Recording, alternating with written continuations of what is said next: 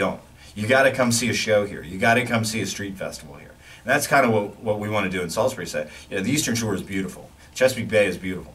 But you better go through Salisbury to get there. Right. And when you have a business school and you have kids who go to the business school for 4 years and are in the community and are sampling each business, because, I mean, what do college kids do? They don't cook for themselves for at least the first 2 years that they're here. So what do? They spend those 2 years taking their student loan money, taking the money their parents give them, taking the money from summer jobs, and they go and pump up the economy. They go to all these places. They go to Sage Diner. They go to Burger King. They go to Brew River. And then from there, they know, well, what would I do differently? What would I do to make Brew a more happening spot? What would I do to make Mojo's more lively on a Tuesday night? Things like that. And then to take that knowledge of this town that you've had 4 or 5 years in, and to go to some other town where now you're learning all about that town again, and you're a marketing person. What sense does that make? Train yourself in the town you've been trained in for 4 years. That's a great point. We lose that talent. Yeah. We develop talent and then we let it go. And in the business world, you would never want to do that.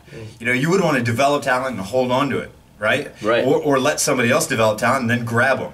Either way, you want to grab that talent once it's developed.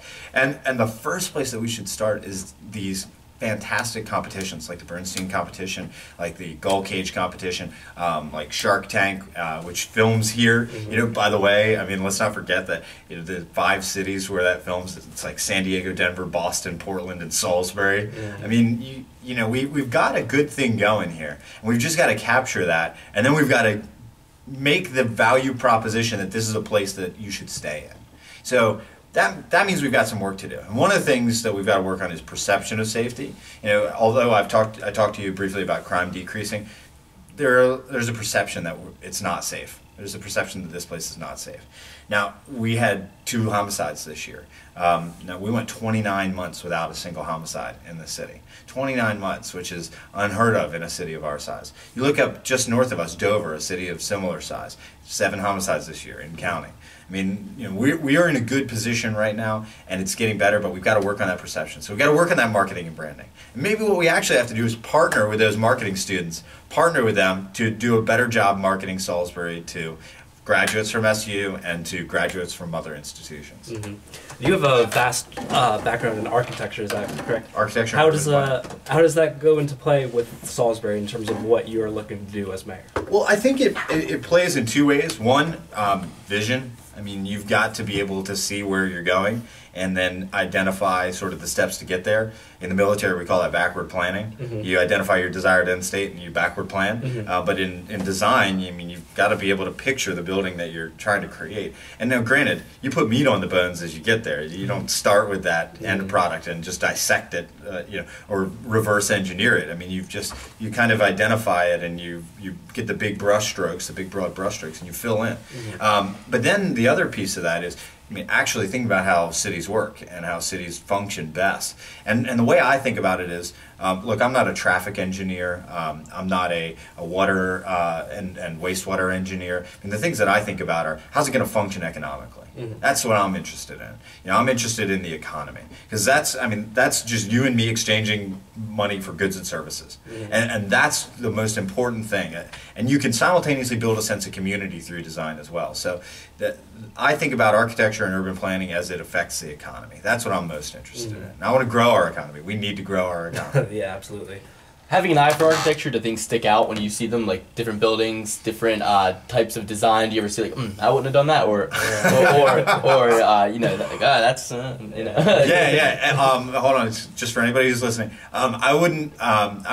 I would applaud all of the buildings designed by local architects and anything from out of town folks. That's the stuff that we should fix. Right. Yeah. Because they're not listening. Of course. No, but seriously, I think one of the best views that we have, one of the best vistas we have, is in the little cemetery just off of Church Street, and where like 13 and 50 meet downtown. You can look over downtown and you've got this beautiful view. From an urban planning standpoint, we've also got, our Riverwalk is an incredible asset. Our city park is an incredible asset. Where we really have shortcomings is kind of in the linkages. Getting from that Riverwalk to that city park, you got to cross Route 13, and it's terrible for a pedestrian. It's uncomfortable. Those are some of the things that we've got to fix. I'm going to be focused on those linkages, trying to make those things easier. Focused on the networks. My primary public space as mayor that I have to manipulate is going to be streets. So we're going to try to make our streets prettier. And I don't mean the pavement. I mean we're going to try to improve the experience. So through signage, through street lights, through street trees. There's going to be one type of street light in Salisbury. One street light, the Salisbury street light. And it actually is going to look a lot like the SU street light, maybe exactly the same. But we're going to try to tie those things together. So visually, you've got a cue of, wow, there's cohesion in this community. This community gets it. This community's got an image. This community knows what it wants to be. And that's what we've got to achieve.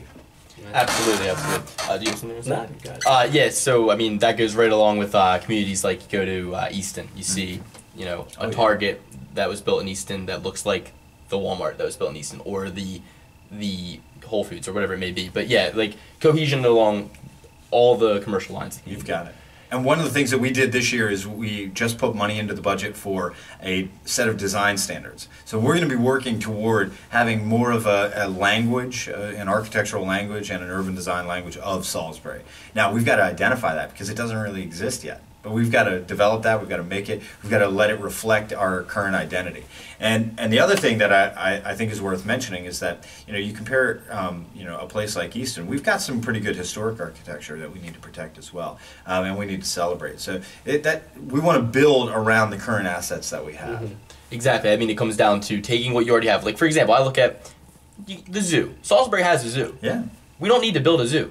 But what we have a jump start on is a zoo, and we can use the creativity, the minds of the community to empower that zoo with what it needs to draw people in from all over, right? From states all over. And it's it's not, people I think sometimes look at it like, Salisbury has a zoo, it's whatever, I've been there, it's all right. And it's like, I've been to the zoo, I love going to the zoo. I love seeing the bear, I love seeing flamingo. I mean, I really do. I've gone there without having any reason. I just go for little walks.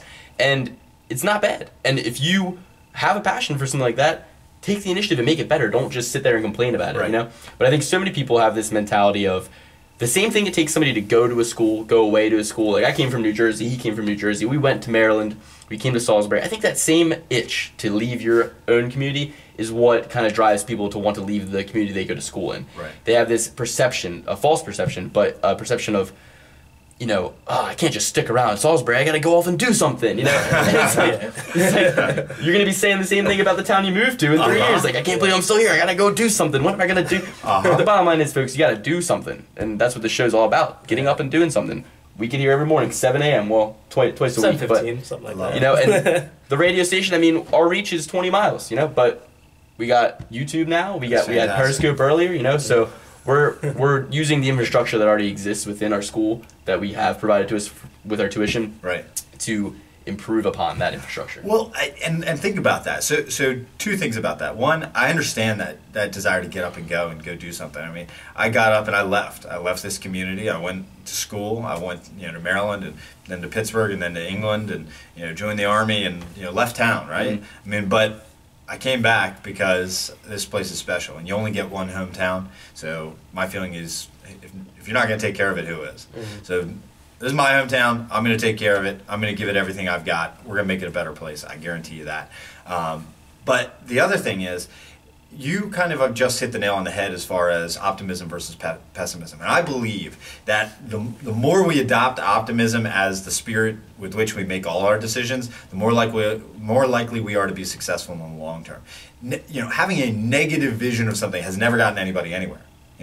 Like, oh, I want to make that worse, or oh, I don't want that to happen. I don't want that to happen is not a vision. That's not a vision. That's the absence of a vision. So you've got to be able to say, I want this to happen, and then be willing to put some elbow grease into it and make it happen. Where would you say that you found this inspiration to do better, do your community better? Is that something your parents instilled, maybe something in the military, professors? I think it's a combination, but it's definitely the adults that I had in my life as a kid. And I realized this the other day. I've shared this story with some friends the other day. I'm in this thing called Leadership Maryland right now, and it's like these 50 leaders from around the state that are selected into this program, and everybody is doing something interesting in their corner of the state. One of them is Senior Vice President of Football Operations for the Ravens, so obviously he's the most popular guy in the class, or was the most popular guy in the class, like 8 months ago, and now is the least popular guy. Right, if you're a Ravens fan. But we did this exercise first day. We all got up and we all got on this blue line, blue tape down the middle of this ballroom, and everybody's standing on the line, and they say, go to this end if you believe leaders are born, and this end if you believe leaders are made. And I beelined my way for leaders are born, and I stood at that end, and I said, we had to justify why we felt that way. I said, look, my experience tells me that, leaders are developed, no doubt about it, but there's a point beyond which you can't go. When you send me, I'm a TAC officer in the officer candidate school. You send me a soldier with a lot of experience, and you say turn them into a leader of soldiers in battle, and I can tell you, this guy I just can't do it. I can't mold him any further, and this guy I can. And there's just a hard line, and there's no, there's a clear line, clear delineation. Well, 8 months later, at our final exercise last week, we're standing on the blue line again. They get up there, toe the line, and it's take a step forward if you have a positive answer to what we're saying. Take a step backward if you have a negative answer. So the positive questions were like, did you have parents who told you could be anything? The negative was, did you ever experience discrimination in your life? So, people are taking steps forward and back. I found myself pretty soon way out ahead of everybody else. And I realized I was making the most progress compared to other people when it was a question about adults in my life as a kid. I guess I was lucky enough to get surrounded not only with parents, but with teachers, with daycare providers, with mentors, with friends' parents, who were just always uplifting. And that, I think, inspired me to try to be that same sort of adult, where eventually I was going to look at the people around me and say, we can do this. We can absolutely do this. And we're going to work our butts off till we do. And that's probably a direct reason why you came back to Salisbury, because it seems like the people that you're mentioning are Salisbury related, which is very, very interesting to me.